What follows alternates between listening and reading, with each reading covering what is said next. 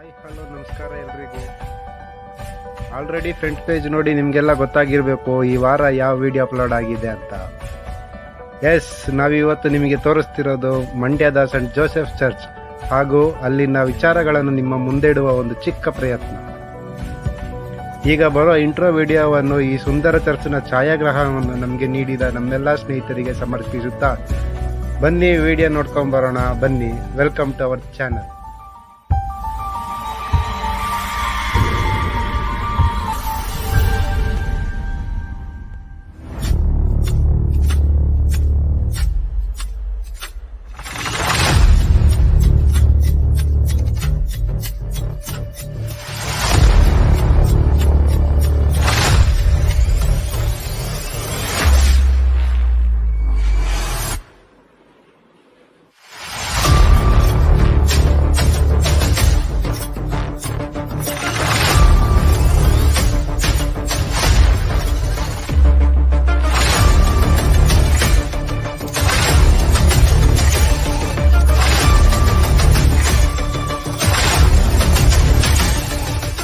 ಕ್ರಿಸ್ತ ಶಕ 1944ರಲ್ಲಿ ಸಂತ ಜೋಸೆಫರ ಈ ಧರ್ಮಕೇಂದ್ರ ಸ್ಥಾಪನೆಯಾಯಿತು. ಇದು ಮೊದಲಿಗೆ ಅಶೋಕನಗರದ ಬಾಡಿಗೆ ಕಟ್ಟಡದಲ್ಲಿದ್ದ ಸಂತ ಜೋಸೆಫರ ಕನ್ಯಾಮಠದ ಪ್ರಾರ್ಥನಾ ಮಂದಿರದಲ್ಲಿ ಪ್ರಾರಂಭವಾಯಿತು. ತದನಂತರ ಪ್ರಸ್ತುತ ಸ್ಥಳದ ಸಂತ ಜೋಸೆಫರ ಕನ್ಯಾಮಠದಲ್ಲಿ ಈ ಧರ್ಮಕೇಂದ್ರದ ಧಾರ್ಮಿಕ ವಿಧಿವಿಧಾನಗಳು ನಡೆಯತೊಡಗಿದವು. 1946ರಲ್ಲಿ ಅಂದಿನ ಧರ್ಮಕೇಂದ್ರದ ಗುರುಗಳಾದ ಪೂಜ್ಯ ಎ ಫರ್ನಾಂಡಿಸ್ ರವರ ನೇತೃತ್ವದಲ್ಲಿ ಶಂಕುಸ್ಥಾಪನೆಯಾದ ಈ ದೇವಾಲಯವು 1962ರಲ್ಲಿ ಅಂದಿನ ಧರ್ಮಕೇಂದ್ರದ ಗುರುಗಳಾಗಿದ್ದ ಪೂಜ್ಯ ಎ ಜೆ ನೊರೋನರವರ ಸನ್ನಿಧಿಯಲ್ಲಿ ಮೈಸೂರು ಧರ್ಮಕ್ಷೇತ್ರದ ಧರ್ಮಾಧ್ಯಕ್ಷರಾದ ಅತಿ ಪೂಜ್ಯ ರೆನೆ ಫೆಗರವರಿಂದ ಉದ್ಘಾಟನೆಯಾಯಿತು. ಸಂತ ಜೋಸೆಫರ ಈ ಪವಾಡ ಸ್ವರೂಪವು 1962ರಲ್ಲೇ ದೇವಾಲಯದ ಗೋಪುರದಲ್ಲಿ ಸ್ಥಾಪಿತವಾಗಿತ್ತು. ಇದೀಗ ನೀವು ನೋಡುತ್ತಿರುವುದು ಹಳೆಯ ದೇವಾಲಯದ ಧರ್ಮಪೀಠ. ಇಲ್ಲಿ ಪ್ರತಿಷ್ಠಾಪಿಸಲ್ಪಟ್ಟ ಕಲ್ಲಿನಲ್ಲಿ ಕೆತ್ತಲಾಗಿರುವ ಚಿಹ್ನೆಗಳು ಗ್ರೀಕ್ ವರ್ಣಮಾಲೆಯ 4 ಅಕ್ಷರಗಳಾಗಿವೆ.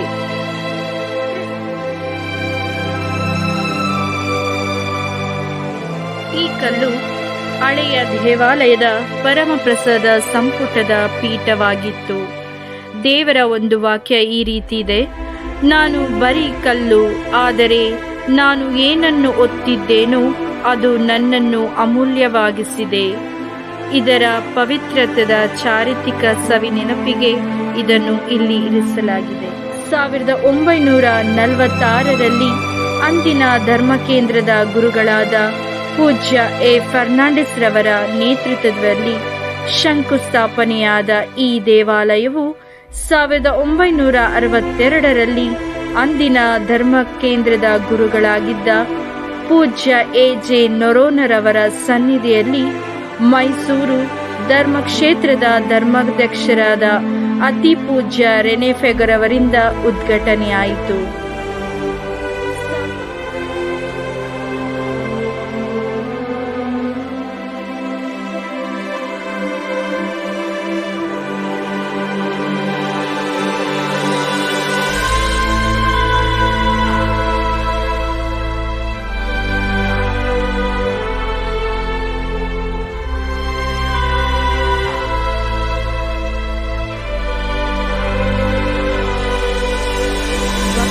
ಪ್ರಾರ್ಥನೆಯ ಅನುಕೂಲಕ್ಕಾಗಿ ಈ ಸ್ವರೂಪವನ್ನು ಈಗ ಇಲ್ಲಿ ಪ್ರತಿಷ್ಠಾಪಿಸಲಾಗಿದೆ.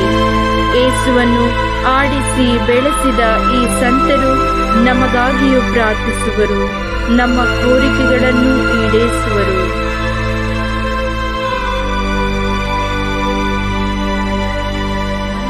ಹೃದಯ ಭಾಗದಲ್ಲಿರುವ ಸಂತ ಜೋಸೆಫರ ದೇವಾಲಯಕ್ಕೆ ಸ್ವಾಗತ.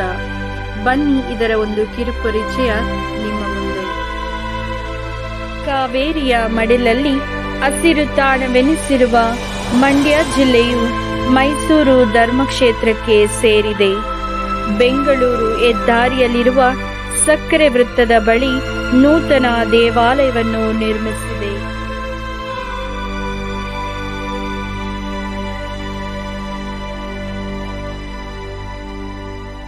ಆಗಸ್ಟ್ 16, 2003 ಧರ್ಮಾಧ್ಯಕ್ಷರುಗಳಾದ ಡಾಕ್ಟರ್ ಥಾಮಸ್ ಆಂಟೋನಿ ವಾಳಪಿಳ್ಳೆಯವರು ಹಾಗೂ ಡಾಕ್ಟರ್ ಜೋಸೆಫ್ ರಾಯ್ ಇವರುಗಳಿಂದ ಆಶೀರ್ವದಿಸಲ್ಪಟ್ಟಿತು. ಆದಿಚುಂಚನಗಿರಿ ಮಠಾಧೀಶರಾದ ಶ್ರೀ ಶ್ರೀ ಬಾಲಗಂಗಾಧರನಾಥ ಸ್ವಾಮೀಜಿಯವರು ಹಾಗೂ ಸುತ್ತೂರು ಮಠದ ಶ್ರೀ ಶ್ರೀ ಶಿವರಾತ್ರೀಶ್ವರ ದೇಶಿಕೇಂದ್ರ ಸ್ವಾಮೀಜಿಯವರುಗಳು ಜ್ಯೋತಿ ಬೆಳಗಿಸುವುದರ ಮೂಲಕ ಕಾರ್ಯಕ್ರಮಕ್ಕೆ ಶೋಭೆ ನೀಡಿದರು. 1,30,00,000ಗಳಲ್ಲಿ ಪೂರ್ಣಗೊಂಡ ಈ ದೇವಾಲಯ ಇಂದು ಸುಮಾರು 395 ಕುಟುಂಬಗಳನ್ನೊಳಗೊಂಡಿದೆ. ಈ ದೇವಾಲಯದ ಅದ್ಭುತ ವಿನ್ಯಾಸವನ್ನು ಮಾಡಿದವರು ಇಂಜಿನಿಯರ್ ಸುಸೇರಾಜ್ ಮೈಸೂರು. ಈ ದೇವಾಲಯವನ್ನು ಪ್ರಥಮವಾಗಿ ಆರಂಭಿಸಿದವರು ರೆವರೆಂಡ್ ಫಾದರ್ R.M. ಕೊಲಾಕೋ ಹಾಗೂ ಇದನ್ನು ಪೂರ್ಣಗೊಳಿಸಿದ ಕೀರ್ತಿ ರೆವರೆಂಡ್ ಫಾದರ್ ಡಿ ನೊರೊನರವರಿಗೆ ಸಲ್ಲುತ್ತದೆ.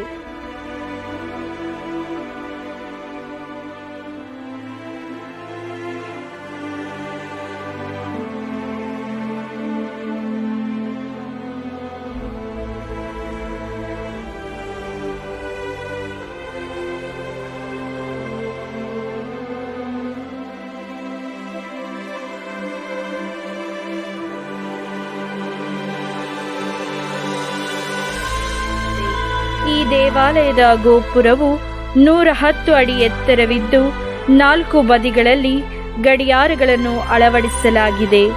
ಸುಮಾರು 2,000 ಮಂದಿ ಕುಳಿತು ಪ್ರಾರ್ಥನೆ ಮಾಡಬಹುದಾದ ಈ ಬೃಹದಾಕಾರವಾದ ದೇವಾಲಯವನ್ನು 1,30,00,000 ವೆಚ್ಚದಲ್ಲಿ ನಿರ್ಮಿಸಿದ್ದು ಅತಿ ಸುಂದರ ಹಾಗೂ ಪ್ರವಾಸಿಗರ ಕೇಂದ್ರ ಬಿಂದುವಾಗಿದೆ. ದೇವಾಲಯದ ಹಿಂಭಾಗದ ಸುರಂಗದಲ್ಲಿ ಧ್ಯಾನ ಮಂದಿರವನ್ನು ಸ್ಥಾಪಿಸಿದ್ದು ಬೆಳಗಿನಿಂದ ಸಂಜೆಯವರೆಗೂ ಪ್ರಾರ್ಥಿಸಲು ಅನುಕೂಲವಾಗುವಂತೆ ಭಕ್ತಾದಿಗಳಿಗೆ ಅವಕಾಶ ಕಲ್ಪಿಸಲಾಗಿದೆ.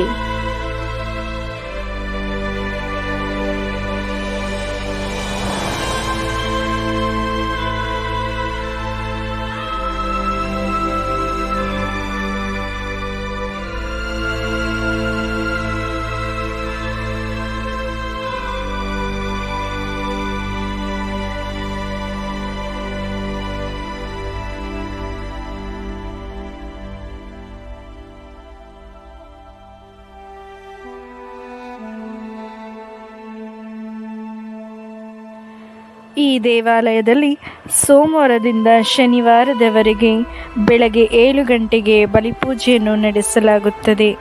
ಭಾನುವಾರ 8:30ಕ್ಕೆ ಗಾಯನ ವೃಂದದೊಂದಿಗೆ ದಿವ್ಯ ಬಲಿಪೂಜೆಯನ್ನು ನಡೆಸಲಾಗುತ್ತದೆ.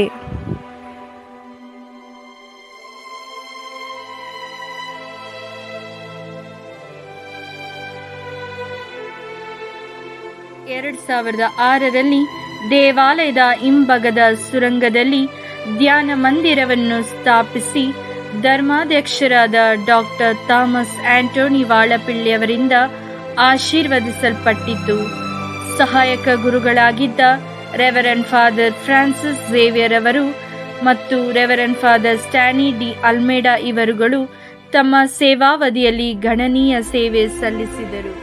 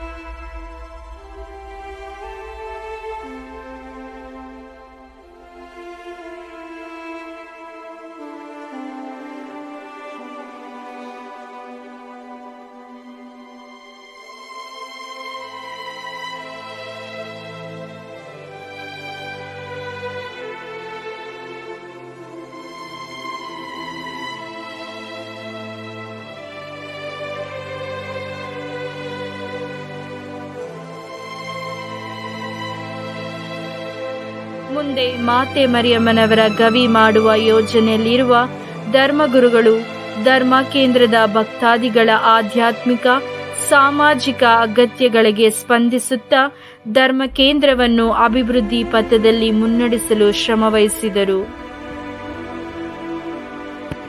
ಹಾಗೂ ದೇವಾಲಯದ ಮುಂಭಾಗದಲ್ಲಿ ಕಾರಂಜಿ ನಿರ್ಮಿಸಿ ಅಲ್ಲಿ ವ್ಯಾಕುಲ ಮಾತೆಯ ವಿಗ್ರಹವನ್ನು ಸ್ಥಾಪಿಸುವ ಉದ್ದೇಶವಿದ್ದು ಮಂಡ್ಯದ ಶಾಸಕರಾದ ಶ್ರೀ ಎಂ ಶ್ರೀನಿವಾಸರವರು ಉದಾರ ಕೊಡುಗೆ ನೀಡುವುದರ ಮೂಲಕ ಗುದ್ದಲಿ ಪೂಜೆಯನ್ನು ನೆರವೇರಿಸಲಾಯಿತು. ಪ್ರಸ್ತುತ ಸಾಲಿನಲ್ಲಿ ದೇವರ ಸೇವೆಯಲ್ಲಿ ತೊಡಗಿಸಿಕೊಂಡಿರುವ ನಮ್ಮ ಸಂತ ಜೋಸೆಫರ ದೇವಾಲಯದ ಧರ್ಮಗುರುಗಳಾಗಿರುವ ಫಾದರ್ ಲೂರ್ ಪ್ರಸಾದ್ ಅವರ ಸೇವೆ ಶ್ಲಾಘನೀಯ.